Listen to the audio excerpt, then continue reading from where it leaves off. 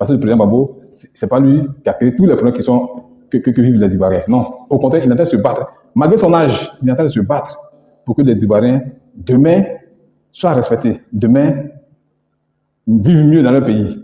Donc, je pense que on devait l'accompagner, les Ivoiriens devaient l'accompagner dans ça. Mais au contraire, on le laisse et on le critique parce que bon, les gens veulent manger, les gens ont peur d'aller en prison, mais ils ont peur d'être tués. Non. C'est pas ça la politique. Moi, je ne reconnais plus, franchement, je ne reconnais plus les Ivoiriens aujourd'hui. Quand je vois des gens qui se mettent sur des plateaux pour insulter le président Gbagbo, le quatrième mandat, que de la Constitution.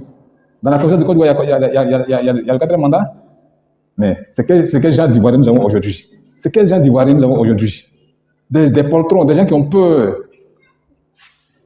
Vraiment, je suis déçu. Franchement, je suis déçu. Je suis déçu.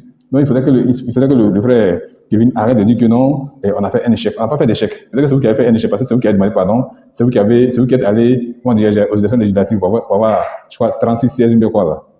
Mais il faut regarder un peu. Combien de sièges vous aviez avant et combien de sièges vous avez aujourd'hui? Il y a la différence. Près de la moitié. Une élection qui est biaisée dès le départ. Le président Gbagbo, c'est un visionnaire. Il a dit que je ne vais pas à ces élections-là. Depuis lors, je ne cautionne pas le quatrième mandat. Mais vous êtes allé cautionner le quatrième mandat. Michel, Michel, tu peux juste en une minute, s'il te plaît. D'abord, il n'y a pas de souci, j'ai compris. J'ai compris.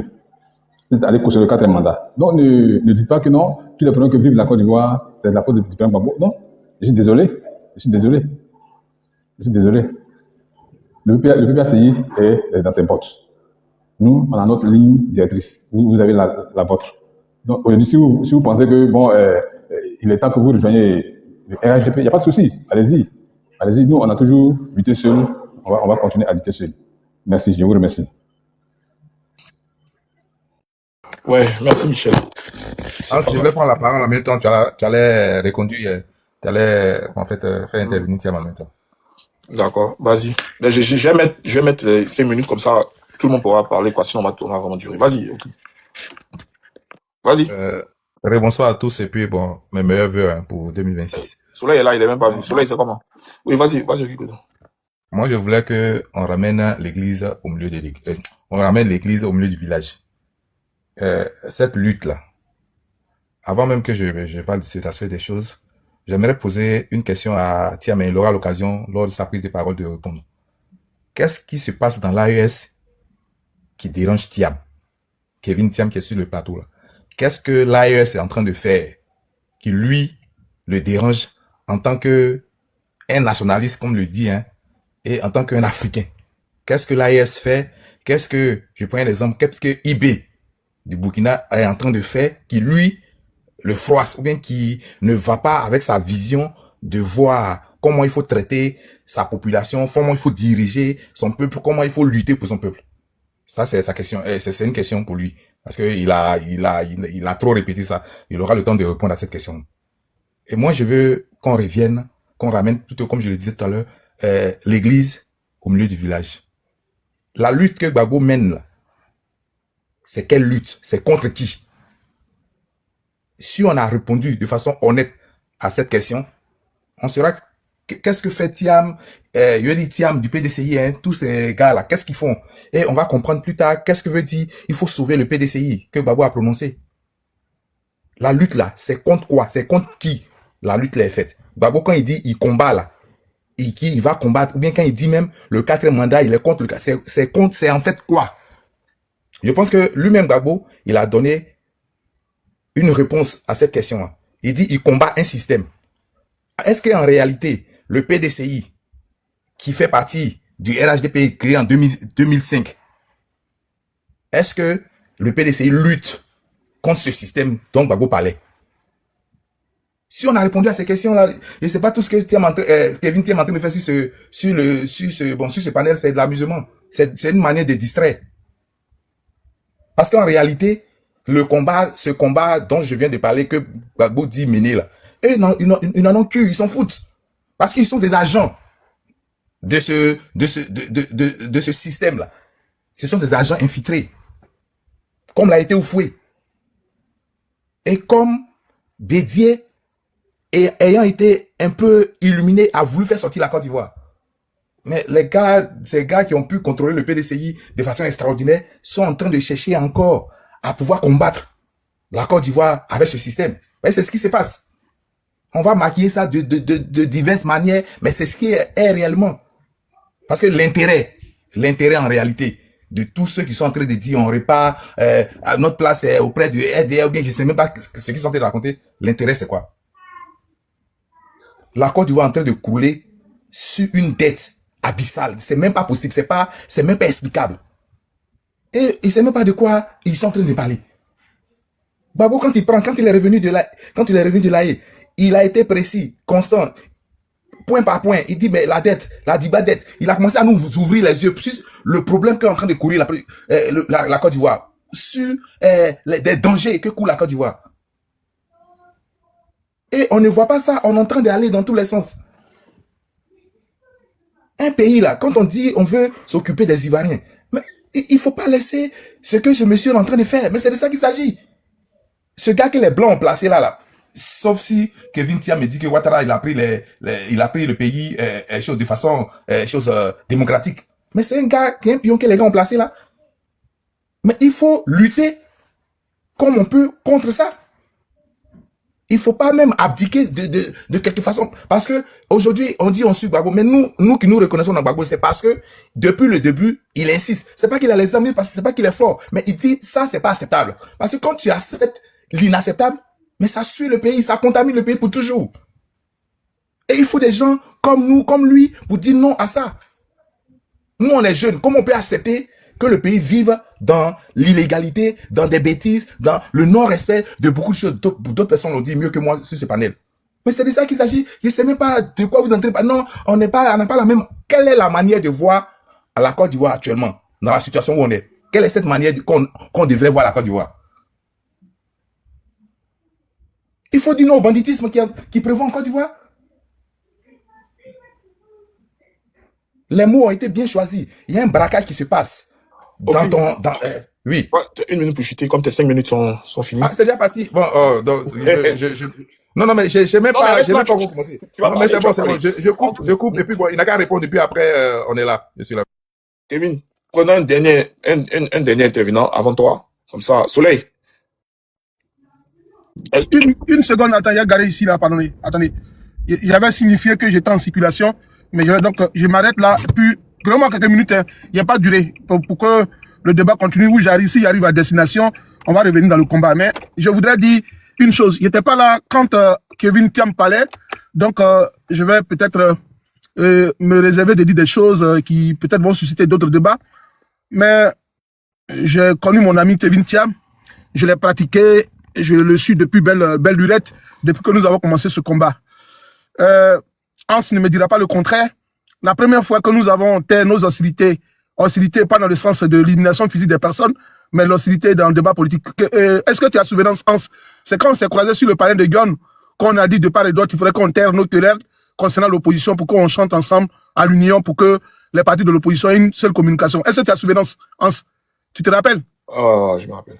Voilà, c'est là que nous, c'est là que nous, on a essayé un peu d'aller dans le contresens, à contre-courant pour l'opposition ivoirienne. Sinon que si Kevin Thiam vous dit ce soir que c'est parce que Laurent Gbagbo a échoué, en fait, c'est son habitus. Gbagbo Laurent était toujours le chou gras de Kevin Thiam. Il a eu toujours des propos pas catholiques à l'égard de Laurent Gbagbo, hein. Donc, on va pas vouloir venir chasser cela en lui. À beau chasser le naturel, il revient au galop. Donc, Kevin Thiam est un habitué des débats et quelqu'un qui n'a jamais grandi Laurent Gbagbo. C'est la fois qu'il a été repris sur plusieurs panels qu'il a essayé un peu de défendre Laurent Gbagbo. Voilà. Donc, comprenez, et puis considérez cela. Et puis bon, Kevin Thiam, tout compte fait, il est en Côte d'Ivoire, c'est un jeune frère, c'est notre ami à nous, on est promotionnel, on a un cadre en Côte d'Ivoire désormais. Il a soutenu, il cherche un peu aussi. Bon, quand on soutient aussi, on sait que quand il y a 3000 docteurs au chômage en Côte d'Ivoire, il faut aller dans le sens du RDR pour que l'on soit à son aise pour pouvoir intégrer la fonction publique. Kevin Thiam est devenu aujourd'hui un touriste en Côte d'Ivoire. Il montre les belles, tout ce qui est réalisation du pouvoir à la Centre-Montre en Côte d'Ivoire. Comprenez, nous sommes donc dans ce contexte-là. Donc, on va laisser notre frère pour ne pas qu'il soit un repris de justice ou qu'il n'y ait pas un casier judiciaire qui soit sale en Côte d'Ivoire. Donc, concédez-là, ce soir, je veux que vous soyez un peu courtois. On est en 2026, il faudrait qu'il y ait de la courtoisie à l'égard de mon maître, Kevin Thiam. Cher maître, il te salue et puis bonnes heureuses années à toi. Et je veux que, par ma parole ici, que Dieu fasse que le recrutement qui vient, qui va venir l'année prochaine, que tu sois recruté à l'université Cocody, et puis que tu sois vraiment quelqu'un qui soit peut-être inscrit au barreau de Paris ici. En tout cas, ce sera peut-être une bonne opportunité. Hélas, ton confrère, qui a aussi une thèse comme toi, mais sa spécialité, il a une thèse en médecine, donc il a certainement écrit un mémoire de Master 2, et puis il a une thèse, donc il est médecin, et je ne sais pas s'il est médecin généraliste ou bien spécialiste de certaines questions de médecine en Côte d'Ivoire. Il est venu en France où le médecin est payé à 7 000 euros, 15 000 euros. Certainement, son diplôme n'a pas été reconnu, il est retourné en Côte d'Ivoire. Parce qu'il ne peut pas tenir en exil. Laurent Gbagbo a tenu en exil. Laurent Gbagbo a fait l'exil politique. Eux, ils ne sont pas habitués à l'exil politique. Donc, vraisemblablement, pour partir en Côte d'Ivoire, il faut avoir mangé son vomi. Donc, il est en train de manger son vomi. Donc, nous, on le sait. Mais, comme tu es juriste, tu es légaliste, je voudrais qu'on demande un peu dans notre alliance PPACI et PDCI RDA, quelles ont été les clauses qui mettent donc en exergue l'échec total de Laurent Gbagbo. Est-ce qu'il y a eu véritablement des clauses où on a dit que Laurent Gbagbo allait porter le chapeau du combat pour qu'il y ait une victoire? Parce que tout le monde jette un peu l'opprobre sur Laurent Gbagbo, qu'il a échoué. Quelles étaient les véritables clauses légalistes qui demandaient que Laurent Gbagbo devait alors donc avoir une victoire dans ce qui s'est passé en Côte d'Ivoire? On l'accuse à tort. Tout le monde dit n'importe quoi sur Laurent Gbagbo. Moi, je voudrais, comme toi, au moins tu es un érudit, tu es un éclairé, que tu nous dises où est l'émanation, la source originelle de l'échec de Laurent Gbagbo dans cette lutte qui vient de se passer en Côte d'Ivoire. Peut-être, je vais vous dire une chose. Quand il y a eu les élections en Côte d'Ivoire, là, à l'approche des élections présidentielles en Côte d'Ivoire de 2025, il y a un seul homme politique qui est resté en Côte d'Ivoire, digne, affaibli par son physique, parce que l'alliance RDR-RADP de 2005 l'a affaibli. Donc, mais malgré, nonobstant cette fatigue de Laurent Gbagbo, il est quand même allé à des meetings où Laurent Gbagbo a mobilisé des populations en Côte d'Ivoire. Kevin Thiam, tu ne me le diras pas le contraire. La CAPSI a donné quel produit en Côte d'Ivoire? Quand vous étiez dans la CAPSI, là, qu'est-ce que vous avez eu comme gloire politique? Quel aura politique que vous avez eu? C'est votre approche avec le PPACI qui a fait connaître, qui a fait naître le même Kevin Thiam. Après l'IDH, là, il n'y a pas eu un autre combat politique. Hein. Moi, je n'ai pas vu ce que Thiam a produit. Au moment où on avait besoin de vous en Côte d'Ivoire, vous étiez donc à l'Hexagone devant une femme qui vous a conduit, qui vous a traduit en justice. Vous avez gagné la présidence du PDCI par procuration en Côte d'Ivoire. Est-ce donc par procuration que vous devez diriger la Côte d'Ivoire? Moi, je me demande. Je ne voudrais pas qu'on jette le propre sur vous, pour ne pas qu'on dépeigne tout le PDCI RDA, mais je voudrais que vous donniez des consignes à vos amis. S'il ne peut pas tenir en exil, il ne faudrait pas qu'on accuse Laurent Gbagbo. Chaque parti politique en Côte d'Ivoire a un leader. Vos leaders ne sont pas sortis pour faire un combat, on va jeter le propre sur Laurent Gbagbo. Je vais vous dire une chose. Laurent Gbagbo, là, il est fatigué. Il est au soir de sa petite vie. Nous suivons son idéologie. Nous, on mettra en exergue cette idéologie. On va débattre avec lui. On va parler de Laurent Gbagbo. Mais ma conclusion, Hans, je vais vous dire une chose. Retenez bien ce soir sur le panel. Ma conclusion. Hans, je veux que tu ne sois pas en pause pour attendre ma conclusion parce que c'est mon mot final. C'est mon dernier mot. Hans, écoute ma conclusion. Le PDCI est toujours un parti politique qui se met dans regret. Quand le PDCI ne gagne pas son pain, le PDCI regrette. Le premier à regretter au PDCI RDA s'appelle M. Arikouna Bédié. Quand il allait dans son alliance politique avec le RDA, qui est devenu RADP, Bédié est venu dire « Je m'excuse auprès des Ivoiriens. Si je savais qu'il n'allait pas partir à cette alliance. » Quand vous êtes venu avec nous au Front commun, vous avez pensé que Laurent Gbagbo allait prendre des calages pour que les gens soient dans la rue, pour que les gens meurent, pour que vous venez au pays. Dès que d'après vous, on n'a pas eu de résultats escomptés, on regrette notre alliance avec le PPACI. Je vais vous dire une chose. Nous, on n'a rien à foutre avec le PDCI RDA. Le PDCI a plusieurs combats à mener. Si vous ne les menez pas actuellement, le PDCI qui a perdu la présidence depuis 1999 va rester dans les oubliettes, dans cette monture-là, où on a des intellectuels, des cadres au PDCI qui ne savent pas où ils vont. Je vais vous dire une chose. Je vous donne encore raison. Amel Essis qui dit, vous avez 70 ans d'opposition.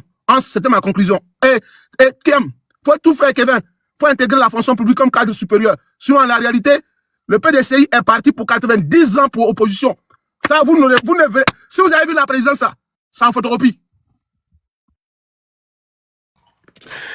Ok, merci Soleil. Bon, je pense que Kevin a silencieusement fermé son micro. Il a écouté tout le monde. Il sait que c'est de bonne loi. Hein. Voilà, c'est vraiment de bonne guerre. Parce que lui aussi, quand il nous gagne, là, il ne nous loupe pas. Hein. Ça, je vous le fais savoir. Il n'est pas du tout tendre. Donc, c'est fort de cela que, bon, il y a certaines répliques, mais c'est véritablement en toute convivialité. Hein. Il n'y a pas d'animosité, il n'y a pas d'injure et tout et tout. Donc, Kevin, moi, avant de prendre vraiment ma part, tu as posé une question. Quel est le gain qu'on a eu par le boycott des législatives, le fait de s'abstenir et tout ça? Qu'est-ce que ça produit? Est-ce que ça a changé Je vais vraiment prendre le temps de répondre là-dessus, mais je vais aussi te retenir la question par rapport à ce que vous pensez aussi obtenir comme gain après avoir participé aux élections et tout et tout. Donc, je te laisse la parole. Ouais. Soleil, merci. Intervention. Excuse-moi, passe la parole. Je Hein? suis en circulation. Je Attends, vais circulation. parler juste après. Ok. D'accord. Bon, je vais parler un peu parce que bon, j'ai pas passé un bout quand même. Ouais. Bon, en tout cas, moi, comme je l'ai dit, hein, c'est toujours des échanges cordiaux. Et puis, surtout, ça nous permet de faire une analyse assez simple de tout ce qui se passe. Voilà. Le PDCI, c'est un parti cinquantenaire, comme eux-mêmes ils ont à le dire. Donc, ils sont libres d'adopter l'orientation politique qu'ils veulent. Il n'y a pas de souci là-dessus. Mais de grâce qu'ils évitent de jeter l'opprobre sur le PPACI, surtout dans le cas de l'alliance qui selon eux, aurait échoué. C'est eux qui ont décidé d'aller aux élections parce qu'ils estiment que le combat dans lequel nous sommes est un combat qui a échoué. C'est eux qui le disent. Même qu'ils disent que cela a été une erreur. Si c'était probablement à répondre, ils ne se seraient pas mis dans une alliance avec le PPACI parce qu'ils ont estimé que cette alliance-là est une erreur. Et donc, les combats qu'ils ont eu à mener au sein de cette alliance, ces combats-là, vraisemblablement, n'auraient pas dû être menés, vu que c'est une erreur d'avoir été en alliance. Donc, pour eux, tout ça, c'est soldé par un échec. Et compte tenu de tout ça, ils ont décidé d'adopter une autre forme de combat. Laquelle forme consisterait à aller participer à des élections législatives. Donc, moi, la question, toute évidente, c'est quels sont alors les gains? Les gains acquis par le fait d'avoir participé aux élections législatives. Est-ce que, parce qu'ils ont participé à ces élections législatives, ils vont pouvoir, bien évidemment, bloquer des réformes si toutefois ces réformes-là ne sont pas à l'avantage de la population? Parce que c'est vraisemblablement parce qu'ils veulent prendre part au débat parlementaire, mais surtout parce qu'ils veulent contraindre le pouvoir de Ouattara à adopter maintenant la démocratie, à prendre des décisions qui vont bien évidemment aller dans le sens voulu par la population. Oui, il n'y a pas de problème, Kevin. Je fais mon déroulé. Est-ce que le PDCI, suite à ces steps obtenus-là, peut bloquer des réformes au sein de l'Assemblée? Non. Est-ce qu'ils peuvent paralyser l'Assemblée? Non. Est-ce que, bien évidemment, ils peuvent empêcher que le RDR modifie des lois, que le RDR modifie même toute l'architecture de la République? Non. Donc, à la vérité, tout ce à quoi ils vont servir au sein de l'Assemblée, je parle du PDCI, tout ce à quoi ils vont servir, c'est pour prendre des photos officielles. Voilà, avec, comment on appelle ça? Ils seront drapés dans leur écharpe, et puis avec l'insigne de députés. C'est tout ce à quoi ils vont servir. Ils seront tout simplement des députés d'opposition muets.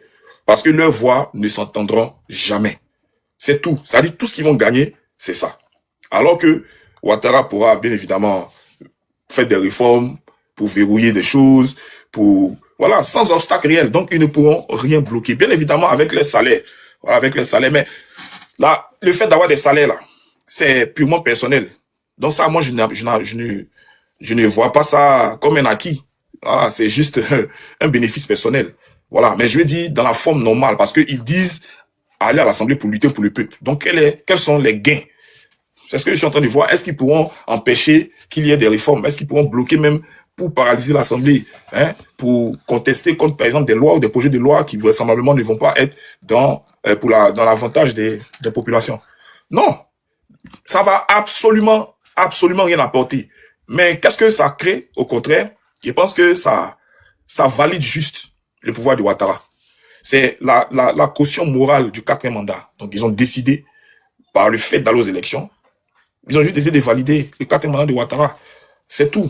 Ils ont juste décidé, parce que ils ont décidé d'entrer dans le jeu. Voilà. Ils ont décidé de faire partir du jeu, tout simplement. Ils s'étaient érigés contre ça. Et c'est pas moi qui le dis. Eux-mêmes, ils ont su que Ouattara, il a triché pour les dernières élections présidentielles. La lettre du président du PDCI, c'est une lettre qui est très claire. Les propos sont sans embâche. Il reconnaît que les gens vont tricher. Il reconnaît que tout ce qui va se passer va se faire sur le sceau de la fraude. Voilà. Donc, sachant cela, pourquoi ils y sont quand même allés? C'est ça. Si ce n'est pour créditer Ouattara d'une caution morale quant à son 4e mandat. C'est ça, en fait.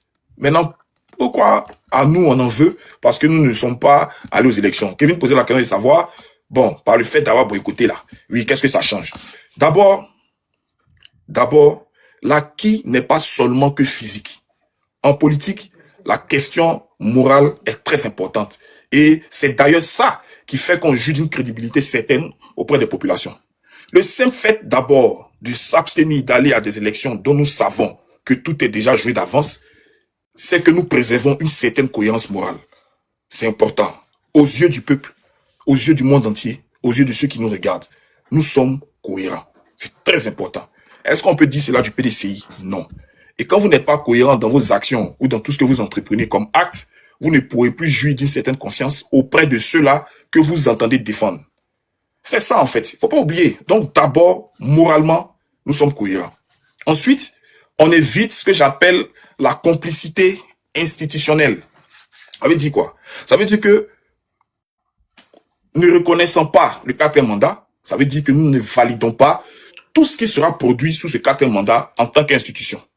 Donc, nous, vraisemblablement, on n'est pas complice de cela. Donc, au regard même de l'histoire, au regard de ce que les Ivoiriens pourront constater comme position, on saura que on n'est pas, comment on appelle ça? Oui. Excuse-moi, je vais descendre, mais je vais remonter tout à l'heure. Je vais manger. Dès que je finis, D'accord. Ok. Merci. D'accord, il n'y a pas de point. Bon, on continue toujours. Montal Doufoué dit, mais Egbagbo qui a fait quoi là? J'ai pas vu sa question. Montal Doufoué, tu avais dit quoi? Donc, je continue. Et puis, comprenez que le fait de s'abstenir là, ne pas prendre part à une élection quelconque dans un pays, ça dénote simplement d'une action pour empêcher la normalisation totale du système. C'est très important.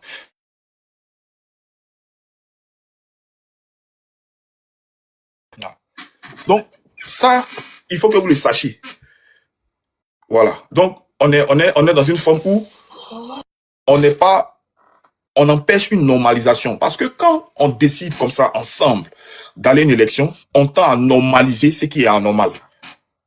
Voilà. Donc, c'est une posture pour montrer que ce qui se fait, ce qui est en train de se passer est anormal. Imaginez-vous, le PDCI ne se serait pas rendu aux élections, personne n'aurait participé.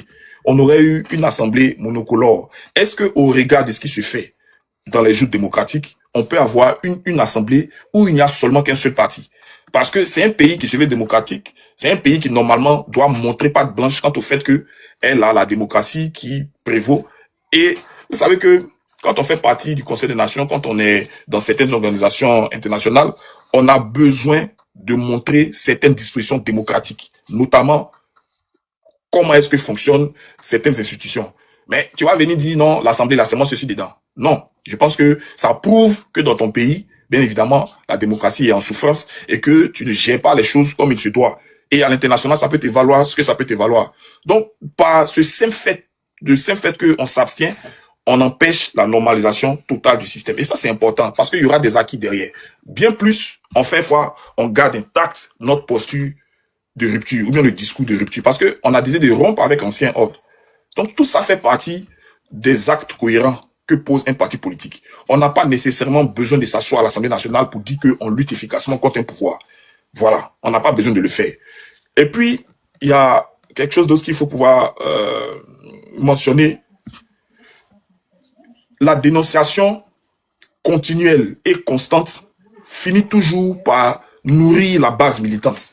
Ça finit toujours par entretenir un climat, je dis, de combat. Le simple fait, quand il y a des communiqués, quand à chaque fois il y a des prises de parole, regardez, parce que le PPACI a décidé officiellement et publiquement de ne pas prendre part aux élections législatives, la base militante s'en est sentie réconfortée, regaillardie, parce qu'elle a compris que elle est en phase avec sa haute direction, et puis tout le monde est d'accord pour accepter encore que le combat continue.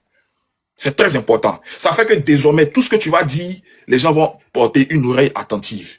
Bien évidemment, la lettre, tout ça fait partie, ça découle de la position du PPACI à ne pas se rendre complice de ce quatrième mandat qui a été très dévastateur et qui a eu à causer pas mal de dégâts au sein de la population. Donc, quand toi, hier, tu étais contre ça, parce que moi, je l'ai rappelé, vous avez pris part à des rassemblements contre le quatrième mandat. Le PDCI a participé à des marches pour dire non au quatrième mandat. Même en Côte d'Ivoire, on a eu des manifestations et tout, à laquelle le PDCI a participé, ou même lors des prises de parole, elle s'est le PDCI, pardon, s'est prononcé pour dire qu'il n'est pas d'accord avec ce 4e mandat-là. Maintenant qu'aujourd'hui, ce que vous avez dénoncé hier, vous venez vous-même, je vais dire, adouber cela, mais c'est clair que vous n'êtes pas crédible ou vous n'êtes plus sérieux. Donc, quand c'est comme ça, toutes les conséquences qui vont découler de vos actions, il faudrait pouvoir les assumer. Il ne faut pas chercher un bouc émissaire à la personne du président Laurent Gbagbo pour dire du président Laurent Gbagbo qu'il vous a trahi d'une certaine façon. Il ne vous a jamais trahi. Il faut chercher ailleurs les raisons de votre accompagnement du 4e mandat. Il faut le trouver ailleurs, mais il ne faut pas le trouver du côté du président Laurent Gbagbo. Parce qu'à la vérité, Laurent Gbagbo, mais de façon claire, est toujours resté cohérent. Vous saviez très bien que la fraude n'allait pas manquer dans cette élection. Vous le saviez très bien, puisque les raisons évoquées dans la lettre par le président du PDCI, quant à aller à ces législatives-là, dans ces raisons, il a fait mention des fraudes massives pendant les élections sous Ouattara. Donc, il était conscient de cela. Il a même prédit cela. Voilà, il a même prédit qu'effectivement, lors de ces législatives-là, c'est sûr et certain que les gens allaient véritablement rééditer l'exploit de la soi-disant élection présidentielle qui a eu lieu. Donc, s'il sait tout ça, pourquoi il y va? Il y va parce que, bon, je sais pas dans quoi vous êtes, mais il y va parce qu'il pense se rallier d'une certaine façon à Alassane Ouattara et donc amoindrir Alassane Ouattara quant à sa nervosité envers les membres du PDCI, mais surtout essayer de montrer patte blanche ou alors se désolidariser de cette forme de protestation qu'on a eu à faire dans le cadre du Front commun. Essayer de dire à Ouattara, maintenant tu vois, on a décidé de venir dans la maison, dans la République, on a décidé de revenir à l'état initial, donc on se désolidarise, donc vraiment, il faut aller mouler avec nous. Moi, je pense que si c'est ça qu'il entend gagner de Ouattara, je pense que vous foutez le doigt dans l'œil. Ouattara vous a arraché plus de 30 sièges. Avant, en 2021, lors des élections législatives, vous en avez eu près de 60. Aujourd'hui, vous vous retrouvez avec moins de la moitié de ce que vous aviez en 2021. N'oubliez pas qu'il y a des contestations qui ont été déposées auprès du Conseil constitutionnel. Peut-être que vous allez encore perdre des sièges. N'oubliez pas que quand Ouattara vous égratigne, vous êtes prêt à aller demander pardon. Donc, sûrement que certains d'entre vous, bien évidemment, vont être un peu titillés et tout de suite, ils vont se lever à aller remettre leur victoire. Donc, il n'est même pas sûr que les quelques trentaines de sièges que vous avez là, cela va rester en l'état. C'est clair que peut-être que d'autres vont aller donner des victoires par-ci et par-là, sachant que vous, ce qui aussi vous intéresse beaucoup plus, parce que vous avez mis sur la table la question des financements des partis politiques. Vous estimez que si vous n'existez pas dans les institutions, vous allez vous faire priver de ce financement-là, donc la fin va frapper à la porte. Peut-être que ce sera très facile pour certains de remettre leur victoire, moyennant espèce sonnante et trébuchante. Le PDCI n'a pas de leçon à recevoir, pardon. Pas qu'ils n'ont pas de leçon à recevoir, mais ils n'ont pas de leçon à donner. Encore moins à taper sur le président Laurent Gbagbo. Voilà, Laurent Gbagbo, c'est un Ivoirien comme tous les Ivoiriens. C'est un Ivoirien aussi qui aspire à ce que la Côte d'Ivoire de demain soit une Côte d'Ivoire juste et équitable et transparente. Ce n'est pas le dieu de la Côte d'Ivoire. Il est venu se mettre au service de ses concitoyens pour mener un combat qui est noble. Vous étiez dans ce combat-là. Et vous-même, vous aviez décidé, vous avez décidé de quitter. Donc, assumez-vous jusqu'au bout. Mais, je vais jeter par là pour dire, Ouattara n'en a pas fini avec vous. Parce que vous êtes des élèves récalcitrants. Vous êtes un peu les petits toutous, voilà, de la politique. Et il en a marre de ça. À chaque fois, vous lui créez des problèmes. Et après, vous voulez encore revenir à la maison. Quand on entend le discours de Haussmann, moi, Haussmann ne fait que transparaître ce que pensent tous les gars du PDCI. Ne vous y trompez pas. Ne pensez pas que Haussmann, voilà, il est venu, il a parlé comme ça dans un but, voilà, genre, c'est juste sa pensée personnelle. Il a envie de dire ce qu'il a envie de dire. Ça n'engage que lui. Ça n'engage pas le PDCI. Donc, non, c'est faux. Haussmann, c'est un responsable. Je pense qu'il a un titre au PDCI. Et même s'il doit parler de son propre chef, il y a des questions sur lesquelles il ne peut pas s'aventurer. Voilà. Ou alors, s'il s'y aventure, il doit le faire avec beaucoup de tact. Il peut pas venir dire comme ça, un rapprochement avec le RDR, pourquoi pas. Ça veut dire que les gens y pensent déjà. Mais ce n'est même pas à vous. C'est même pas vous qui allez décider du rapprochement du... Non, ils vont vous l'imposer. Voilà. Ils vont vous l'imposer. C'est Bédier qui avait pu résister à ça parce que Ouattara voulait fondre clairement le PDCI dans le RHDP. Voilà. Le PDCI n'allait plus exister comme entité. Comme l'est en ce moment l'UDPCI, le MFA et les autres partis qui sont dans le RHDP, ils n'existent plus, Voilà. Vous n'avez plus jamais vu l'UDPCI en train de faire meeting quelque part dans sa région de prédilection, donc à l'ouest. Vous n'avez jamais vu Mabri Touaké en train de tenir un meeting pour l'UDP. C'est fini, ça n'existe plus. Et c'est ce que Ouattara a toujours voulu. Donc, quand je regarde la situation du PDCI, je ne vois pas qui pourrait s'opposer à Ouattara si jamais il décide de vous obliger à vous fondre dans le PDCI et dans le RHDP. C'est pas le président, votre président qui va s'y opposer. De toute façon, comment le pourrait-il? Puisqu'il n'est même pas là. C'est ça, en fait. C'est ça. Et c'est Laurent Gbagbo, on va dire non, il n'a pas eu le courage d'appeler les gens. Non, au moins, on a acté notre non-participation et cela a entraîné un taux de participation assez faible. Ça veut dire que même pas 20% des personnes se sont dirigées vers les urnes pour voter. C'est très fort, c'est très parlant. C'est vous qui ne savez pas en politique ce que ça vaut. Parce que vous, pour que ça marche, il faut que les choses se passent comme vous voulez. Tout ce qui vous omnibule, tout ce qui vous intéresse, qu'est-ce que vous allez gagner dedans? Voilà. Ce que vous allez gagner là, Ouattara va vous montrer ça. Ouattara va vous montrer ça. Et tant que vous allez prendre Laurent Gbagbo pour responsable de tout votre déboire, nous, on sera toujours là pour vous répondre, pour porter, en tout cas la rhétorique, pour porter la contradiction. Parce que Laurent Gbagbo, là, c'est pas lui qui est le mal de la Côte d'Ivoire. Le mal ambiant de la Côte d'Ivoire, là, vous savez qui c'est. Voilà. Et je vais chuter, ok. Je vais chuter. Vous savez qui est le mal ambiant de la Côte d'Ivoire. Et en toute connaissance de cause, le sachant, vous êtes allé vous jeter dans ses bras. Non, il sait comment il va vous gérer. C'est ça qu'il faut pas oublier de dire. Ouais, vas-y pour ta motion, et puis Freedom va prendre la parole. Moi, je voulais rappeler des faits. Le timing du départ même de, comment il s'appelle, Thiam en Côte d'Ivoire. Comment il quitte la Côte d'Ivoire. Je sais pas si on a bien suivi le timing. Thiam n'y avait pas encore de bruit, tout ça même, il n'a même pas encore déposé des candidatures, sauf que il y avait certains, entre le PDC, il y avait ça. Et il a décidé, après même qu'il ait fait, d'après lui, diligenter je sais pas si c'est une enquête, comme on appelle ça, mais il a fait une vidéo là où il parlait d'une enquête qui a été faite, où il se plaçait devant Gbagbo, mais je sais pas si vous vous souvenez. Je sais pas si c'est un sondage, pardon. Il a fait un sondage là. Un sondage. Et dans le sondage, quand il fait le récit des résultats du sondage, tu as l'impression que lui là, c'est à Gbagbo, il se mesure. Et après ça, le gars, il se retrouve en France. Et puis, on sait ce qui suit. Moi, je veux dire que ils n'ont jamais été même un instant même dans l'opposition comme Gbagbo, comme nous, les gars du PPACI, on le conçoit. Ils ont toujours été dans le RHDP avec une autre manière de combattre. Parce que les gars du RHDP, leur combat, c'est Gbagbo. Parce que celui qui combat Gbagbo, c'est lui qui a formé le RHDP pour pouvoir nous distraire. Donc, quand vous dites qu'ils n'ont jamais été dans une opposition, chez eux, c'est comment savoir ce que Gbagbo prépare. Donc, il faut s'approcher de lui. Et c'est pour ça qu'il les a prévenus à Benoît. Pour dire, moi, cette fois-ci, là, on vient pas pour me distraire. Mais ils n'ont pas compris. C'est ce que je voulais faire comme motion. Merci. Merci. Il y a Freedom qui est là. Freedom, est-ce que tu es là? Freedom. Bonsoir Hans, bonne heureuse année à tous. Ce que j'ai pas calendrier gogorien obligeant, je me dois de vous souhaiter une meilleure année, mieux que celle qui vient de... La voix m'est familière. C'est celui à qui je pense. Ouais, c'est ça. C'est le nouveau pseudo. Ok, vas-y. Ok, donc vraiment éternel salut tout le monde. Et puis bon, pour dire qu'il y a une question que Kevin avait posée. Quelle est la méthodologie de la lutte? Moi, je ne parle pas au nom du PPACI, mais en tant que citoyen ivoirien, je vais donner moi mon point de vue. Je reste constant non au 4e mandat, qui est à mon avis la violation de notre constitution, c'est-à-dire de notre essence, de notre existence en tant que peuple qui aspire à son autonomie. En tout cas, selon la volonté des pères fondateurs des pseudo-indépendances.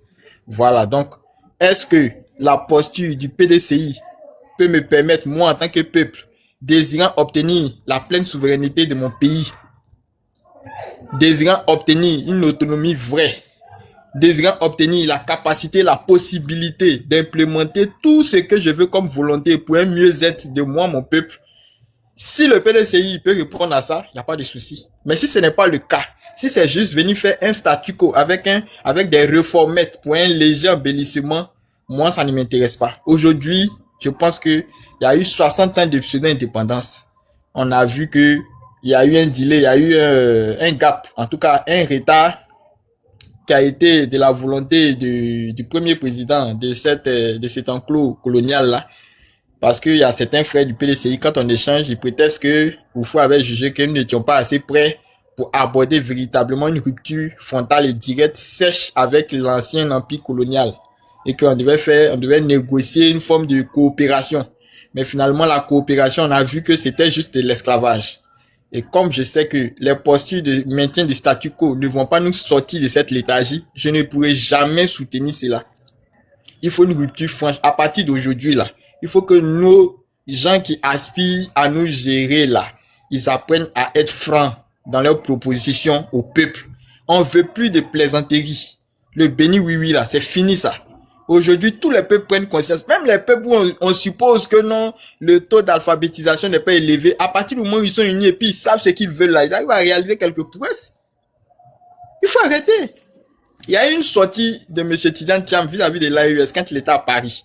Ceux qui ont bien analysé cela vont voir en réalité les volontés profondes. La cité de Londres là ne va pas produire quelque chose de différent. C'est un assimilé. C'est la politique de l'assimilation. Je le dis ça tout le temps. Pour venir maintenir le statu quo. On n'en a plus besoin aujourd'hui. On n'en a plus besoin. Il faut des coudées franches. Si déjà le petit dictateur qui est lui-même le servile même aux autorités françaises, tu n'arrives pas à faire front avec lui là, c'est dans quoi tu veux, tu aspires nous diriger pour apporter quoi? Quand on sait que notre politique monétaire, notre politique avec les relations étrangères, notre politique en ce qui concerne notre autosuffisance, notre politique concernant l'industrialisation, la transformation en valeur ajoutée de nos matières premières stratégiques ne dépendent pas de nous réellement parce qu'elles dépendent des traités coloniaux secrets tissés depuis les colonisateurs avec ceux qui nous géraient ou bien qui nous représentaient entre griffes pendant cette époque-là. On peut pas continuer comme cela. Il faut rompre. Quelqu'un qui n'est pas dans cette posture-là, c'est de la plaisanterie. Tous les leaders politiques qui ne vont pas véritablement aborder ces sujets, c'est des gros plaisantins pour moi. Moi, c'est ce que je tenais à dire. Et donc, la posture, tout ce qui se passe, non, on va au législateur, on va pas au législateur. En définitive, c'est pour faire quoi? Je préférerais maintenir ma posture, quitte à permettre au peuple, une bonne partie, la masse critique, de comprendre vraiment dans quoi nous sommes, et que lorsque le peuple, en majorité, comprendra dans quoi nous sommes, et quelle est la posture que nous devons adopter pour pouvoir nous sortir de là, et que ce peuple-là, leur rapport de force puisse faire le basculement, et qu'on aborde véritablement notre révolution. Parce qu'en définitive, tout ce qui nous reste là, c'est ça. Sinon, si on veut jouer le jeu tel que les Français ont déjà ficelé directement notre politique actuellement, là, on ne va pas s'en sortir. Vous jouez selon les règles de Draman. Alors que lui, il est anti-loi. Il est foncièrement opposé aux lois. Mais on ne peut pas. Il n'y a pas de jeu, il n'y a pas de game. Tu t'en joues un match où l'arbitre même te dit clairement il est contre toi. L'arbitre même son mandat est expiré. On dit il ne doit pas être arbitre, mais il est arbitre quand même. Mais vous partez à une compétition comme ça et puis vous espérez avoir des victoires. Vous espérez gagner quelque chose. 32 postes même vous en donnez là, c'est trop. J'aurais été ado. Est-ce que vous connaissez le monsieur là même? Vous savez pas. Vous l'avez pratiqué, mais vous le connaissez pas. De toute manière, votre président qui est votre leader même ne le connaît pas. C'est pour ça qu'ils ont lui demandé d'abord l'adoubement avant de se lancer en politique. Lui, il ne connaît pas qu'il y a des bisbis. Le maître colon là, lui, vous regardez, allez vous boxer. Du moment où vous préservez ses acquis là, lui, il s'en fout. Mais tu comprends pas ça. Tu dis non, s'il avait dit qu'il allait se présenter, ça allait être toute autre chose. Donc lui n'a qu'à te dire dans sa bouche que petit, il va me présenter, faut te calmer, faut blé 2030 on voit après. Lui n'a qu'à te dire ça. Ça veut dire quoi? L'immaturité politique et puis la plaisanterie. Parce que son cœur bat plus fort pour quel peuple? Quand on sait qu'il a 2 nationalités, il a laissé la française. Il dit il est ivoirien maintenant. Mais voilà. Quand ça va chauffer, parce que ça, ce n'est que Draman qui voit, qui n'est que le cache-sexe de l'empire colonial. Ils ont toujours voulu une fédération, mais qui allait travailler pour l'enrichissement de la métropole. C'est ce qui est à court partout. Voici pourquoi ils ne veulent pas de l'AES. Ils sont frontalement opposés à l'AES. Ils ne veulent pas que ça perdure, pour que ça donne des leçons, des modèles à d'autres, pour ne pas que ça inspire d'autres personnes. Mais aujourd'hui où il y a la maturité, où on doit véritablement fédérer nos énergies, d'autres vont ramer à compte courant pour venir faire passer le même vieux faux message de merde pour dire non, c'est parce que nous ne sommes pas assez intelligents, nous ne sommes pas assez matures pour transformer nos richesses, donc nous devons dépendre toujours de la métropole ou de leurs connaissances. C'est ce que monsieur le président Oufoué a ventilé, c'est ce qu'il nous a vendu, qu'on va coopérer avec eux. Mais quand il s'est rendu compte, avec le choc des matières premières du café, du cacao, et qu'en réalité, même ses amis, même qui prenaient pour vraiment des durs, là, qui allaient lui apporter une coopération, qui allaient lui léguer le savoir, qui allaient former ses cadres, qui allait lui donner ce qu'il cherchait intelligemment, parce que pour lui, il était le plus rusé, le plus sage, le plus intelligent que les Sékou Touré. Ils étaient allés de façon trop frontale, c'est pas sage, c'est pas intelligent que lui, là, allé là. Il s'est rendu compte qu'il s'est fait duper. Quelles compétences ils nous ont ventilé? Rien du tout. Et il s'est rendu compte que les coûts mondiaux des matières premières n'étaient même pas dans les mains des Français, que les Français étaient les petits joueurs encore, et que dans l'hiérarchie de l'impérialisme, même les USA et les commodity traders étaient au-dessus. Il a pleuré. Il s'est rendu compte que les Français ne pouvaient plus rien pour lui. C'est là que sa démarche a changé. Mais c'était trop tard. C'est là que maintenant, les services secrets ont fait sortir maintenant le dossier Draman et l'ont imposé. Et c'est là qu'il va se créer la primature en Côte d'Ivoire. C'est là qu'ils vont laisser directement cet argent infiltré là venir saccager les économies de l'Afrique de l'Ouest depuis les banques là-bas, depuis les années 80 là-bas. Eux, c'est avec un tel monsieur qui est rompu dans sa tâche de servilité là, vous allez venir dealer, vous pensez que non, Thiam c'est un petit joueur, c'est un gosse devant Alasco, c'est un enfant, il a encore beaucoup à apprendre. Il a encore beaucoup à apprendre. C'est pas avec lui qu'il va venir faire des grimaces. Non, non, non, non, non. Et c'est pas nous autres là. Nous, en tout cas, nous, on est déjà. Actuellement, on peut plus nous bébéer. C'est fini ça. On peut plus mamailler. Une bonne partie de la jeunesse ivoirienne a compris. Donc, les politiciens plaisantés, mainteneurs du système, du statu quo là, on en a plus besoin. On va vous vomir. Moi, c'est ce que je tenais à dire. Aujourd'hui, vous donnez raison à Maître 6, vous donnez raison à Bleu Goudé. Donc, tout ça pour ça. Tous ces discours-là, vous avez voulu jouer la fibre patriotique, la fibre panafricaniste, un temps soit peu de temps en temps, vous avez voulu surfer sur toutes ces vagues-là. Aujourd'hui, finalement, pour venir, voilà comment vous êtes récompensé. Vous sortez la petite, ça, en fait, et puis vous voulez porter le chapeau au pauvre monsieur qui en a subi le système depuis 2010.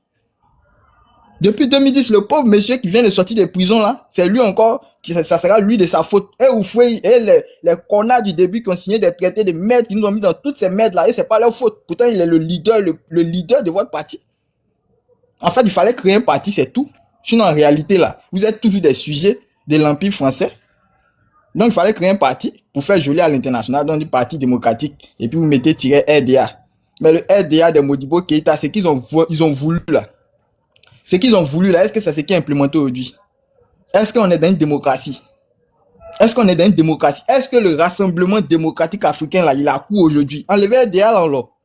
Dites, parti, bon, entre griffes démocratique de Côte d'Ivoire, parce que même la démocratie là, Ado peut vous opposer, tout ce que vous lui reprochez, lui peut vous opposer ça aussi, hein.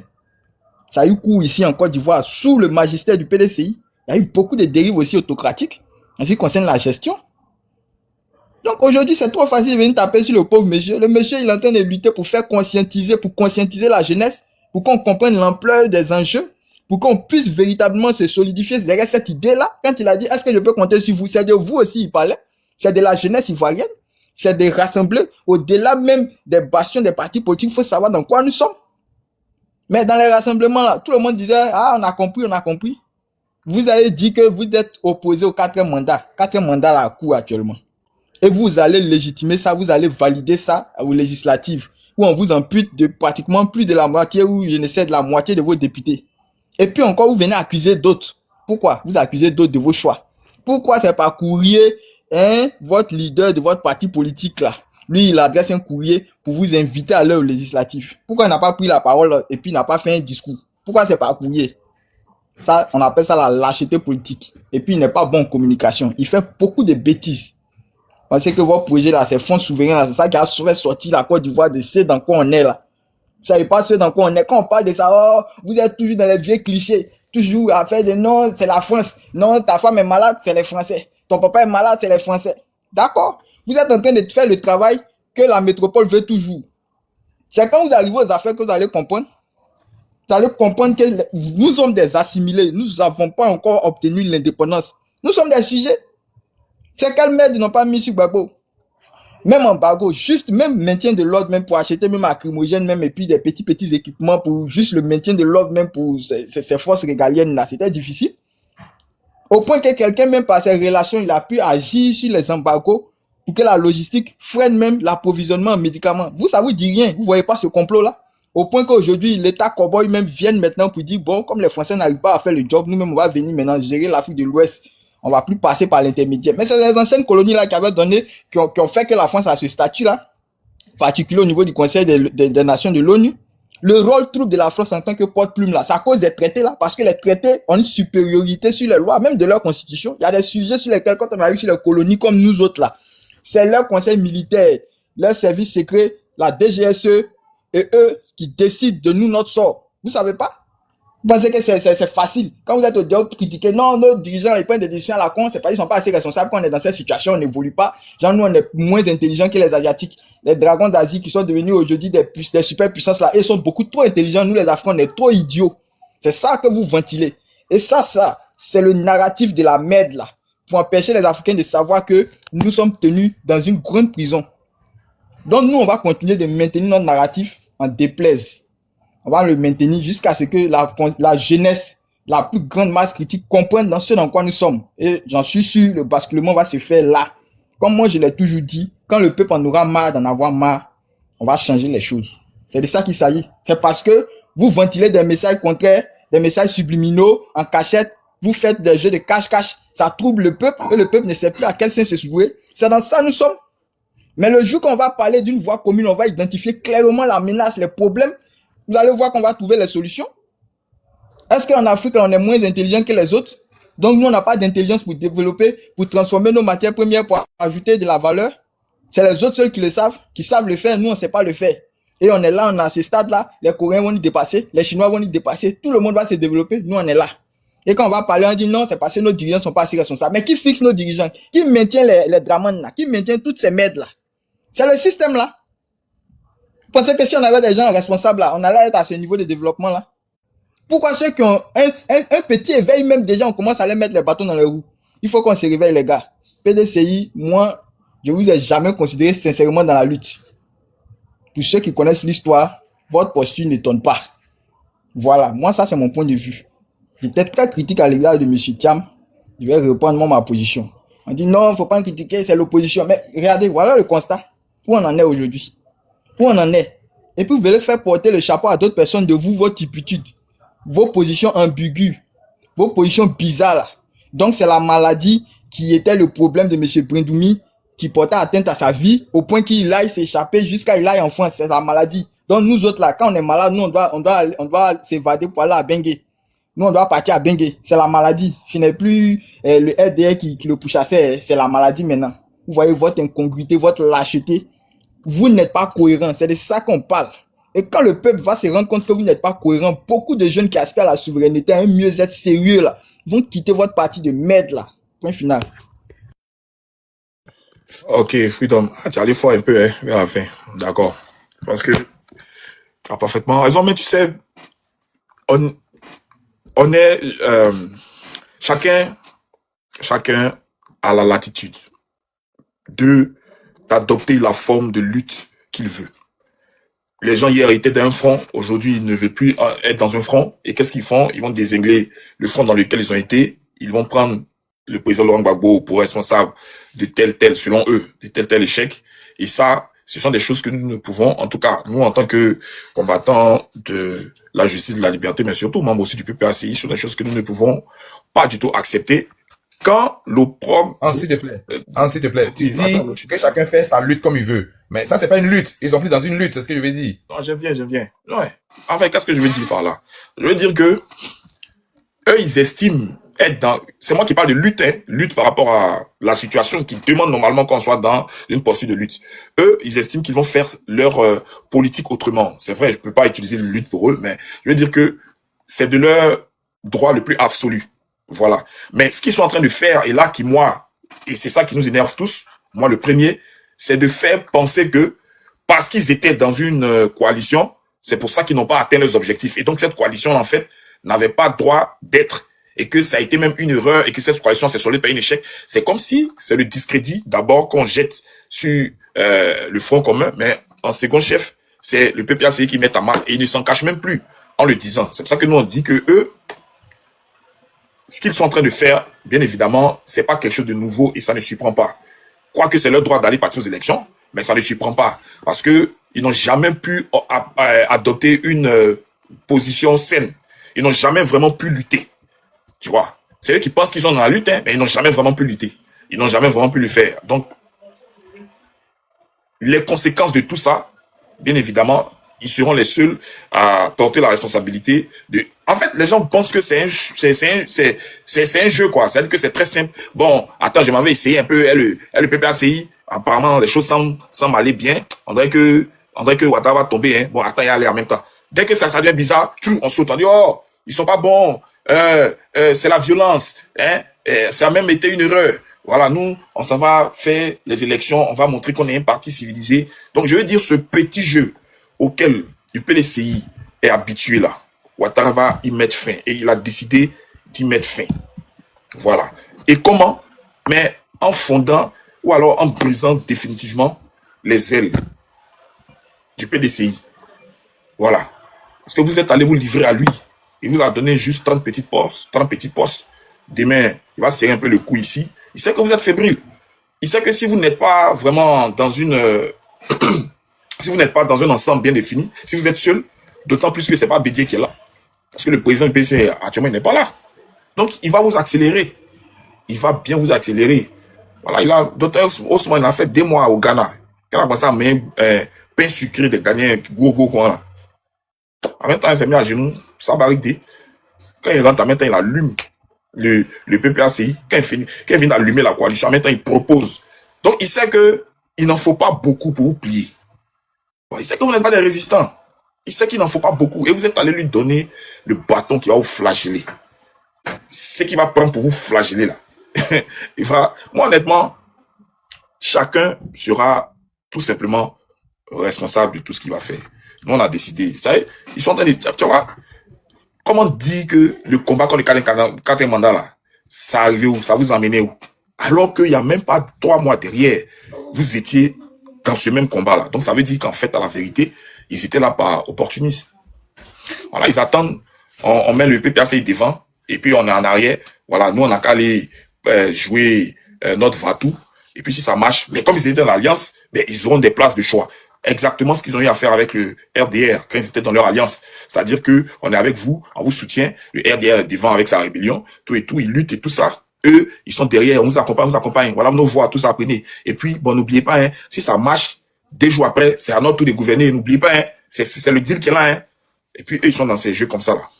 Parce que Draman va y mettre fin. Celui qui veut prendre la parole, bon, Yacinto, après ça, je vais donner un dernier tour de parole. Mon chéri. Ah, politesse. Attends, comme si tu veux commencer. Il va faire fait que... Bonsoir. Tu vas prendre 5 minutes. Tout le monde va Ouais, parler. je sais que vous allez très bien. Les meilleurs vœux à vous tous et à vous toutes. Bonne année à vous tous, ces combattants de la lutte, la souveraineté de notre nation. Elle est due. Je disais la dernière fois le poste d'un ami qui disait, il comprend pourquoi est-ce que les gens abandonnent vite Laurent Gbagbo parce que son combat là c'est trop compliqué, c'est trop difficile à tenir. Et je comprends. Alors, moi je vais commencer par quoi? Je vais déjà commencer par rendre hommage quand même à un personnage, peut-être que ça va vous surprendre, au président Bédier. Et je le dis parce que ça me permet de faire une petite analyse de la posture du président Bédier avant son départ. Alors, je lui rends hommage parce que c'est vrai que il a certes commis une erreur patriotique parce que le président Bédier, quoi qu'on dise, c'est un vrai patriote. Parce que ce qu'il a fait étant ministre de l'économie et des finances avec les chaînes PAC, ce qu'il a fait en tant que président de la République, toutes ces choses, c'est vrai que ce n'était pas structuré. Il n'avait pas peut-être la hype ou bien la hype de le faire, mais c'était quand même quelques signes de quelqu'un qui aimait son peuple, qui avait quand même des velléités nationalistes, même s'il était dans un groupement où il ne pouvait pas agir jusqu'à ce niveau. Mais au-delà donc de ces actes sporadiques, l'acte pour lequel je lui rends hommage, c'est l'acte que le président Bédier a tenu en 2020. Et je pense que l'une des raisons pour lesquelles le président Gbagbo, quand il est arrivé en Côte d'Ivoire, s'est rendu à Daoukro, c'est pour cet acte-là. Et c'était un acte qui était profond. Alors, je vous le rappelle. En 2020, il y a une élection présidentielle. Et à cette élection-là, je vois que le président Gbagbo avait eu sa candidature rejetée. Celle du premier ministre, de Guillaume Soro a été rejetée. Et la candidature du président Bédier avait été retenue. Mais le président Bédier avait refusé de participer à cette élection, bien que sa candidature étant retenue. Alors, cet acte-là est simple. C'est un acte qui est très simple, mais c'est profond. Et moi, j'ai fait une analyse sur cet acte et ça m'a donné, je veux dire, le sentiment que le président Bédier n'allait jamais retourner au RHDP. Parce qu'en réalité, le RHDP, c'est quoi? C'est un outil de la France-Afrique qui a été mis en place pour freiner les velléités souverainistes du président Gbagbo. Parce que pour pouvoir le contraindre dans sa démarche, dans sa posture, ils ont utilisé d'abord une pratique interne en regroupant tout ce qui était oufouetiste.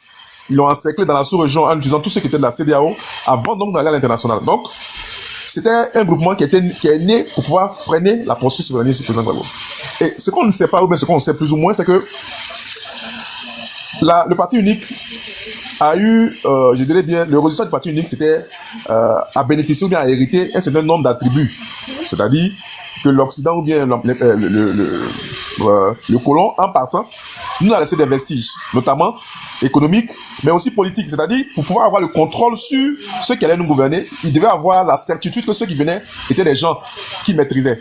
Et c'est la raison pour laquelle le président Gbagbo a dit une fois que je ne sais pas dans leur ordinateur. Et donc, il devait contrôler notre système électoral, de sorte que celui qui vient est quelqu'un qui le maîtrise d'abord, quelqu'un qui ont loyauté avant qu'il ne vienne. Et donc, ils ont mis un système électoral en place qui n'était pas transparent. Et donc, le combat du président Gbagbo allait contre le système qui avait été mis. Donc, quand il réclamait, par exemple, la CEI, les unes transparentes, ce n'était pas contre forcément le parti unique, mais c'était contre le système occidental qui avait été mis en place avant donc, le parti. Et donc, quand le président Bédié décide de ne pas aller aux élections en 2020, le président Bédié décide donc de refuser la posture, ce système qui a été mis en place du parti. Vous avez dit quoi? Moi, je suis fils de ce système-là, je décide de ne plus y participer. C'est ce que ça veut dire en 2020. Et je crois que c'est là que le président Bédié a signé son arrêt de mort. Parce que refuser ça, ça veut dire que le système que nous avons mis en place, pour que vous puissiez perpétuer notre système, tu refuses d'y participer. Et tu le dénonces en n'y participant pas. C'est pourquoi il rend vraiment hommage au président Bédié pour ça, pour cet acte. Et je crois que c'est l'une des raisons pour lesquelles le président Gbagbo s'est déplacé personnellement pour aller à sa rencontre. Parce que c'était donc un élément de rupture de sa part.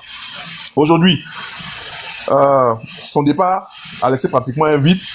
Et je crois que le président Bédié, dans l'une des interviews, le président Gbagbo, surtout dans une interview, je ne me rappelle pas trop bien, avait dit une phrase que je commence à comprendre. Il a dit, j'espère que l'alliance que j'ai fait avec le président Bédié va continuer avec l'arrivée du président Thiam. Et quand un politicien te dit ce mot, c'est qu'il y a des doutes qui se sont installés. Et ces doutes sont des doutes légitimes. Alors, maintenant, revenons un peu à l'actualité pour qu'on puisse comprendre mieux. Quand j'ai fait un peu l'histoire, quand j'ai fini cela. Plutôt en 2 minutes, je t'ai mis 5 minutes, mais en 2 minutes, vas-y. Non, il n'y a pas de problème. Alors d'abord, il y a quelqu'un qui a parlé d'une alliance avec le PDC. Non, le PDC n'était pas en alliance avec le PDC. On était dans un front commun. Parce que le mot alliance, du point de vue juridique, a plus de teneur qu'un front dans lequel toutes les parties gardent leur posture et on vient pour lutter pour des objectifs communs. C'est pas la même chose. Nous n'étions pas en alliance avec le PDC ni avec notre parti, mais nous étions dans un front commun pour revendiquer les conditions justes, comme le président Gbagbo l'avait fait en 1995 avec le Front républicain. Alors, aucun parti n'a disparu. Et donc, nous étions donc dans une posture de pouvoir avoir des élections crédibles. Donc, si après cela, ce pourquoi nous avons lutté, ça n'a pas fonctionné, que chacun décide d'aller voler, je dis bien, à ses propres ailes, bon, il ne faudrait pas qu'il accuse l'un ou l'autre d'avoir fait ceci ou cela. Voilà.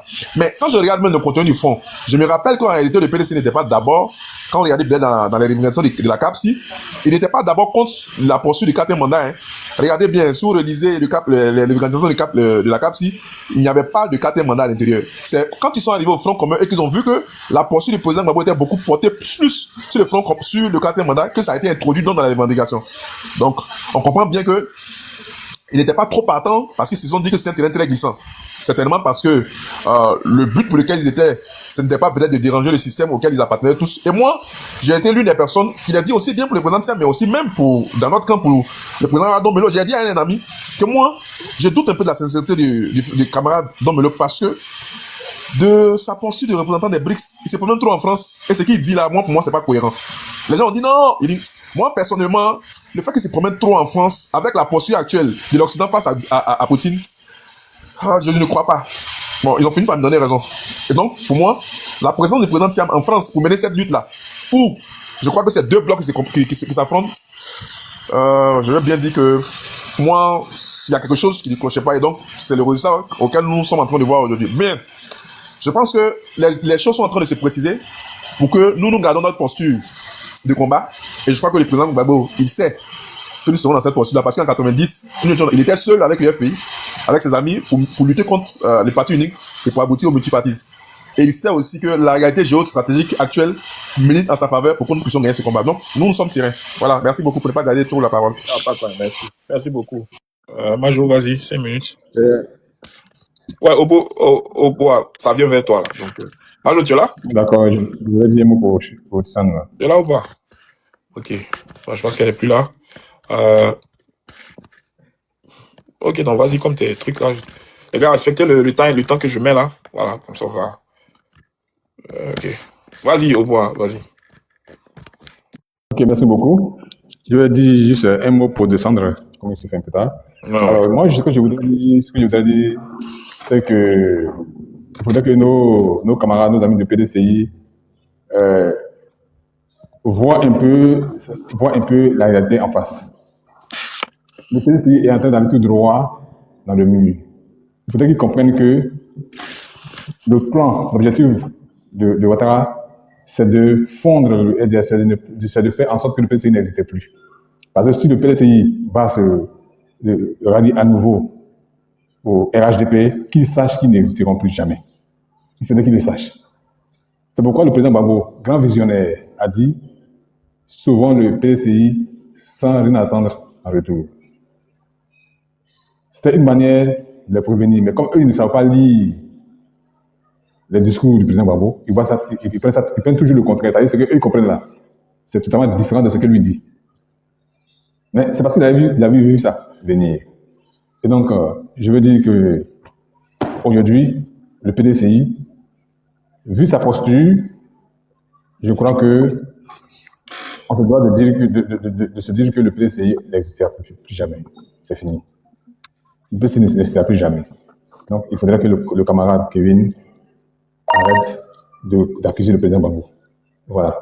Voilà un peu ce que je voulais dire. Merci et bonne soirée à vous.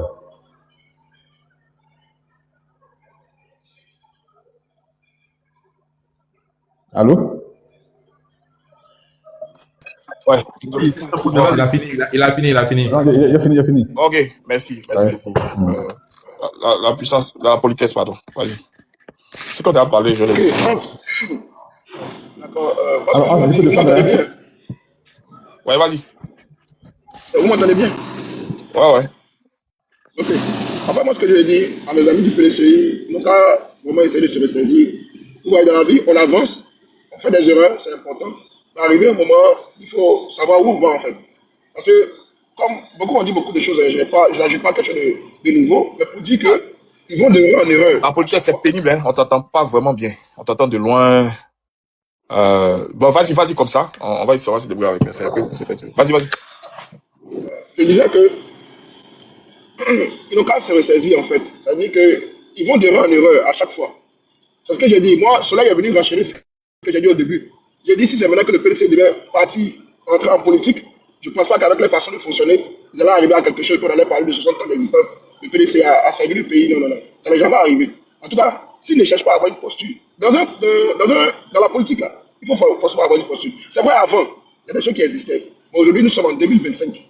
Et en 2025, j'ai dit, même non, 2026 aujourd'hui, j'ai dit qu'il y a beaucoup de choses, il y a beaucoup d'enjeux qui rentrent. Donc, si aujourd'hui vous êtes un parti, que vous ne prenez pas des positions, que vous ne prenez pas des emballages pour mieux avancer, vous allez rester. Parce qu'on a l'impression que vous êtes là, vous vous promenez partout. Là où ça vous arrange, vous êtes là. Parce qu'aujourd'hui, c'est ça. Aujourd'hui, on a tous l'impression que vous voulez tous partir au RDR. Parce que si vous avez accepté le parti législatif, c'est-à-dire que si on veut vous proposer de revenir encore au RDR, et il y a quelqu'un qui a dit, vous-même, votre insigne n'a pas pu quitter l'insigne du RDR. Et ça, c'est logique. Il y a beaucoup de combats quand même, des petits combats quand même, vous-même, vous ne menez pas. Ce n'est pas des grands combats, vous allez faire des petits combats. Hein? Vous n'avez pas pu mener. Moi, ce que je dis, ils n'ont qu'à se ressaisir. Et le PDCI, comme ils disent, ce n'est pas un petit parti comme ils le disent. Donc, ils n'ont qu'à prendre des décisions que nous tous, on peut dire, ouais, ça va. Regardez, le monde avance. C'est-à-dire qu'aujourd'hui, l'hégémonie avance, du monde est en train d'avancer dans certaines choses. Donc, si aujourd'hui le PDCI me dit qu'eux, ils sont nationalistes, eux, ils sont ceci, ils sont cela, bon, moi, Kevin a donné des justificatifs, vraiment, moi, je trouve que c'est trop simple. C'est même pas, ça ne concorde pas avec la politique du monde entier aujourd'hui. Ils n'ont qu'à revoir leur politique, dans tous les emballages, dans tout. Aujourd'hui, votre président n'est même pas sur le terrain. Qui a combattu? D'après vous, vous êtes un parti de combattants. Votre président en France, qu'est-ce que vous avez pu mener contre Alassane Ouattara aujourd'hui? Vous dites oui, ok, notre président doit revenir en Côte d'Ivoire. Que vous avez mené comme combat? Arrêtons. Vous avez aujourd'hui, là, les vieux, là, ils ont existé. Aujourd'hui, il y a une jeunesse qui est en train de venir. On n'a pas besoin de ça. On n'a pas besoin de ça. Et puis, c'est maintenant, même malheureusement, je comprends qu'on dirait que Kevin encore est juriste. Ça veut dire que lui, aujourd'hui, la loi fondamentale qui a été bafouée ne lui donne même pas, ne lui fait même pas mal. Ou même dire à son parti, mais les gars, la loi fondamentale même a été déjà bafouée. Pourquoi nous allons au législatif? Pourquoi même nous continuons, même l'histoire même de continuer à faire du sommet, faire un combat pour des trucs? Ça doit lui faire quelque chose. Arrêtons, les gars. Moi, tout ce que je peux dire, c'est ça. Enfin, pour dire que le pays, n'a qu'à se revoir dans cette démarche. Sinon, comme ils l'ont dit là, c'est un parti qui va rester de non. Et moi, j'ai dit ça depuis 2010, que ça va rester de non. Et j'ai dit ça en 2010. Et je me rappelle bien, j'étais à la maison du parti quand je disais ça. Ça va rester de non. Parce qu'on ne gère pas un pays en fonction comment on appelle, d'une personne ou bien quoi que ce soit. Il s'agit de l'intérêt d'un pays. C'est beaucoup de choses, beaucoup d'enjeux qui vont avec. Donc, ils n'ont qu'à revoir leur politique dans toute l'ensemble. Voilà. Aujourd'hui, on n'a pas un jeu. Aujourd'hui, beaucoup de jeunes sont éveillés, sont en train de comprendre. Ceux qui veulent dormir, dorment toujours. Ça, il n'y a pas de problème. On est d'accord avec. Ça, c'est leur choix. On respecte. Mais ceux qui veulent aller de l'avant, pour aujourd'hui voir une Côte d'Ivoire nouvelle, une Côte d'Ivoire qui est en train d'avancer dans toute son entièreté, il y a beaucoup de choses qui doivent changer. On leur blague trop, c'est-à-dire c'est toujours eux, on trompe. Et quand ils viennent, ils cherchent toujours des boucs émissaires. Non, c'est vous qui avez décidé de partir. Votre président a fait une lettre. Il n'a même pas fichu de prendre le micro, de faire en audio-vision, vous dire, allez-y, ça demande beaucoup de choses. Demain, il va dire que c'est pas lui qui a écrit, même ses signatures, il va dire que c'est pas lui qui a écrit. Et puis on est dedans, ça passe une défense. Bon, les gars, moi c'est tout ce qu'il avait dit, Hans. Vraiment, que le PDCI ne nous fatigue pas l'oreille. On est habitué à leurs bêtises, on est habitué à ce qu'ils font toujours. Mais en 2026, les choses n'ont qu'à changer. Donc quand je suis va revoir leur posture, c'est tout ce qu'il avait à dire. Merci la politesse. Merci beaucoup. Merci pour tes cadeaux. Merci pour ton soutien. Moi, j'apprécie vraiment. Merci. Merci, on s'attrape. Oakley, vas-y. Merci, Hans. Merci.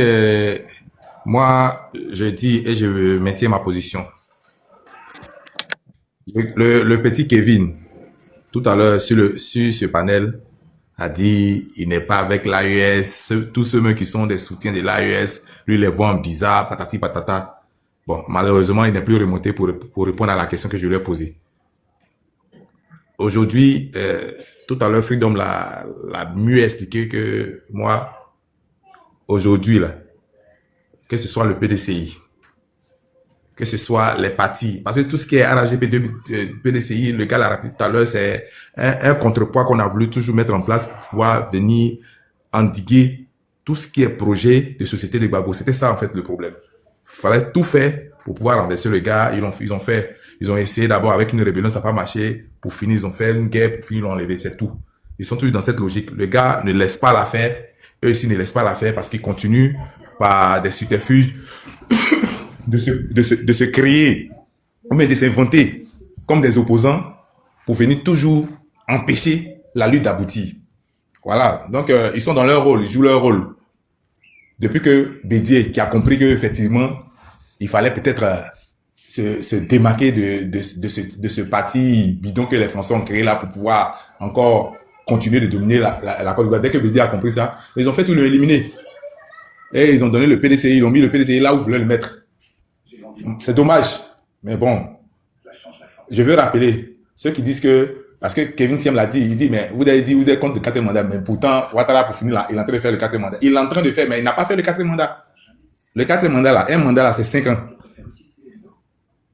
Ils n'ont qu'à se rappeler, les choses qui ont été là peuvent être encore. Gbagbo, il a fait ils l'ont élu, ils l'ont investi.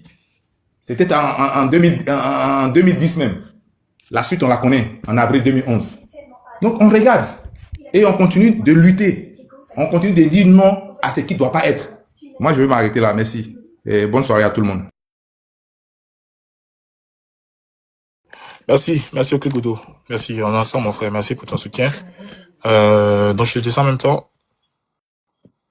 Ouais, mon type, vas-y. Tu es là? Ouais.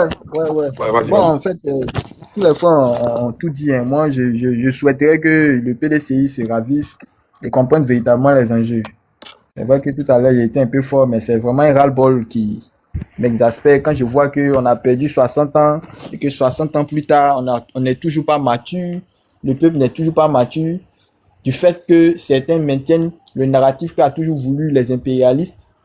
Aujourd'hui, dans la forme de hiérarchie des impérialismes, les USA se démarquent et font cavalier seul. Aujourd'hui, même pour pouvoir ravir la place qu'occupait la France. Et la France, sachant qu'elle ne sera plus rien, même dans le Conseil des Nations, sans l'apport et l'appui de ses colonies qui se démarquent au point qu'on lui retire même le rôle de porte-plume. Par exemple, dans la zone de l'AES, elle ne veut plus laisser du lest. Elle ne veut plus lâcher le reste des colonies qui sont encore dans sa main. Donc, le combat devient plus ardu. Et c'est à ce moment-là que certains continuent de jouer ce faux jeu, ce double jeu-là. Il faut dire non, on doit maintenir notre posture, non au 4e mandat, non à toute cette forme d'occupation, cette colonisation mentale-là des esprits, cette colonisation politique-là. Même les propres instruments sont déjà parasités. Déjà, le ver est déjà dans le fruit. Déjà, depuis les organes politiques. Et il faut toujours injecter parmi nous des leaders assimilés, les assimilationnistes, là, les gens comme les Senghor et autres. Là. Ouais, c'est la même chose.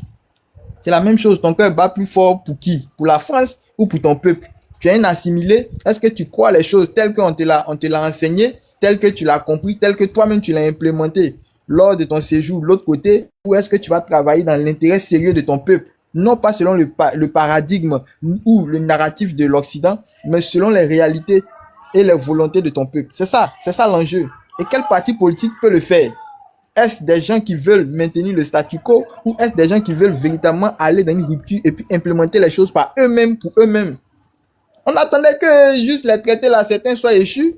2010, on marquait la rupture de façon frontale. On les mamaillait un peu avec les accords, avec peut-être l'octroi de certaines concessions. Hein, on leur donne quelques éléments à exploiter.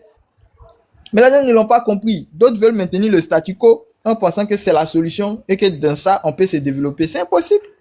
C'est impossible. Il faut véritablement se revoir et il faut travailler à mieux éduquer le peuple, à ne pas donner deux courants d'idées. Mais on doit avoir une seule posture. C'est l'unité d'action qui va nous aider à sortir de ça. C'est l'unité d'action qui a permis à certains peuples de pouvoir s'en sortir. Quand ils ont compris véritablement les enjeux. Vous pensez qu'il n'y avait pas plusieurs mentalités? Moi, mon ami japonais me dit le problème des Africains, c'est qu'on met les moins intelligents comme des leaders. Il y a des gens qui se font passer pour trop intelligents alors qu'en réalité, c'est des vendus. Et ça a toujours été ça. Le piège de la démocratie, c'est que le peuple accorde une partie de sa souveraineté à des représentants. Mais si ces représentants-là ne sont pas intelligents ou si ces représentants-là ne sont que des assimilés ou on subit la politique assimilationniste de la métropole, mais ils vont venir nous ventiler les mêmes programmes-là. Ils vont faire juste des réformes, ils vont l'adapter de sorte à ce que ce soit un peu contemporain. C'est tout. Mais c'est la même chose. Il faut nourrir la métropole, il faut qu'elle s'engraisse avec des politiques économiques extractives de nos matières premières, mais tout le reste, on s'en fout. Donc, quelqu'un qui vient avec une politique de rupture, il faut lui mettre les bâtons dans les roues. À 3 mois, là, on le bombarde avec une rébellion, sécession du pays. Il se rend compte, il essaie de les mamailler, il octroie quelques amuse-gueules, il leur donne des contrats d'exploitation, par exemple, du port à Bolloré.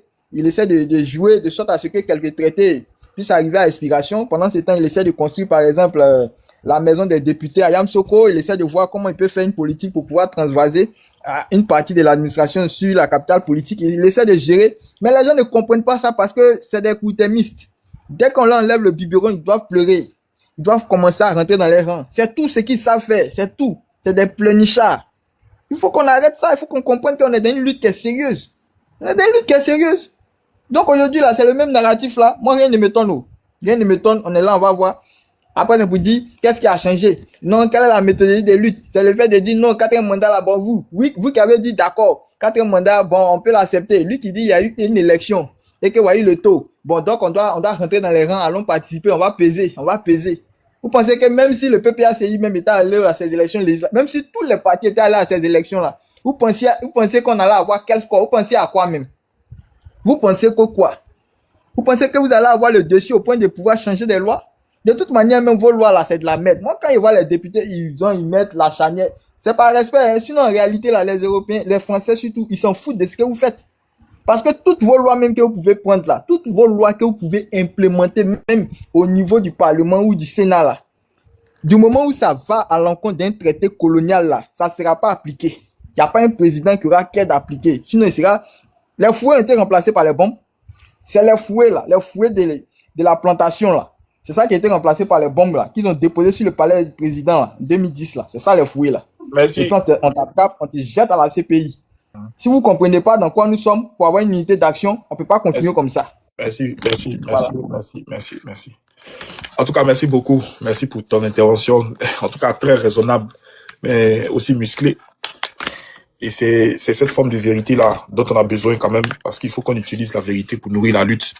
Voilà, ça sert à rien de se congratuler, juste brandir le slogan de il faut que l'opposition soit ensemble. Mais c'est le vœu, c'est le souhait de tout Ivoirien. Hein. Mais on ne peut pas faire le bonheur des autres malgré eux-mêmes.